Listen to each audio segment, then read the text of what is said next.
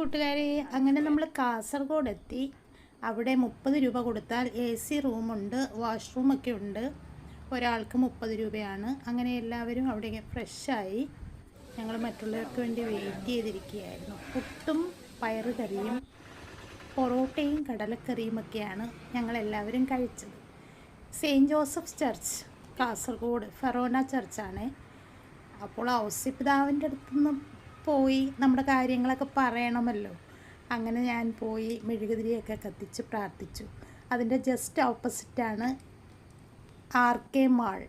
ആ മാളിൽ വെച്ചായിരുന്നു അക്യു ഹീലിങ്ങിൻ്റെ സംസ്ഥാന മീറ്റിംഗ് ആയിരുന്നു കേട്ടോ. അപ്പോൾ അവിടെ ഒത്തിരി കൂട്ടുകാരെ കിട്ടി. എൻ്റെ തന്നെ പേരുള്ള ഒരു കൂട്ടുകാരിയെയും കിട്ടി. നല്ല ഭക്ഷണമായിരുന്നു. ഭക്ഷണമൊക്കെ കഴിച്ച് ഞങ്ങളെല്ലാവരും ബേക്കൽ കോട്ട കാണാൻ പോകാമെന്ന് എല്ലാവരും അഭിപ്രായപ്പെട്ടതിൻ്റെ പ്രകാരം അങ്ങനെ